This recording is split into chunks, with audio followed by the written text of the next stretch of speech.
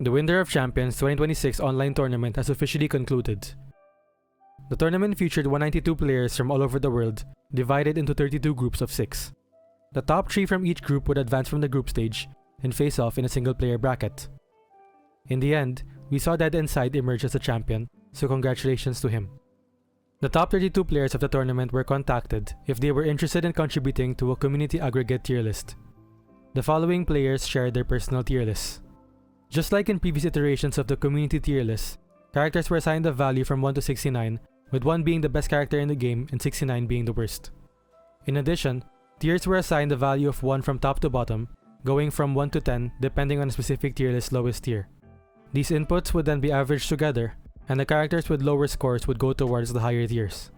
Additionally, while this tier list uses 10 tiers just like the August 2025 tier list, the S tier has been split up into S+ and S-. This is only a labeling change, with S- effectively being the previous tier list A+ tier, A+ being the A-, and so on and so forth. Moreover, instead of cluster analysis, gap-based grouping was done instead. Massive thanks to top 16 players Aroy and 649 for helping me with both this and for offering analysis on the resulting tier lists. Care was taken to make sure that this methodology could also be applied for other tier lists, so to keep things consistent, the August 2025 tier list was also revised. Of note is that while the groupings could change depending on the methodology used, the positions of the fighters relative to each other will never change. So if it helps, Spike will always be the worst fighter in the tier list no matter what. Now, let's move on to the fighters in the tier list. The aggregate tier list features the entire cast of the game. However, Winter of Champions 2026 utilized a curated roster format, of which only the following fighters and maps were made available. While the top players are highly likely to have a good grasp of the entire roster, some fighters became more prominent in the recent tournament, for better or for worse. Just take it into consideration, it's a very small thing. Battle of Legends Volume 3 graduates from their predictive positions from the last tier list, at which point they hadn't yet appeared in a big competitive setting. Since then, they've been mainstays in the meta, playing significant roles in basically every event they've been legal in. On the other hand, the Teenage Mutant Ninja Turtles set, alongside the Shredder and Krang expansion, jumped straight into this tier list.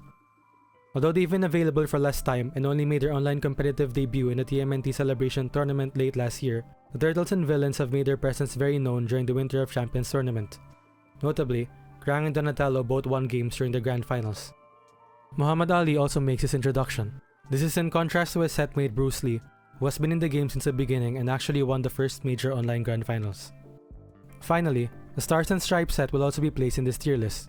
However, their placements will be mostly predictive. Just like Volume 3 last time, they're mostly here to see how things change over time. With Spring of Myth starting soon, I don't think we'll be waiting too long. Before anything else, remember that Unmatched is much more than just tier lists. Understanding matchup spreads and interactions goes beyond just seeing who's higher than the other. And without further ado, here's the new aggregate community tier list.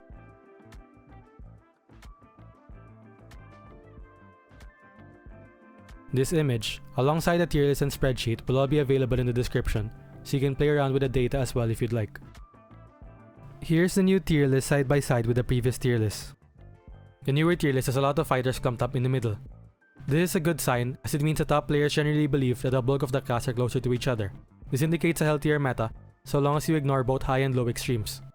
Moving on to the changes in placements between the two tier lists. Yennefer's Sinbad and Jill trend skyrocket after an impressive showing in Winter of Champions.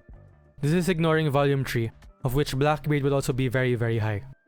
Here are the significant differences between what the semi-finalists think against the top 32. Mainly food for thought, so Bloody Mary mains can feel justified with their pick. Finally, here are the lowest and highest fighters in the standard deviation. The top fighters are literally the same people every time, though seeing Achilles and Houdini there is mildly interesting. As for the lowest, Leonardo stands out as the most unstable fighter. Top players can't seem to agree where to put him. What do you think about all of this? I'd like to hear your thoughts in the comment section below. If you're curious in seeing how the Winter of Champions tournament went, I have a playlist on my channel with all of the games from the tournament that I've streamed. See you guys in Spring of Myths, and until next time.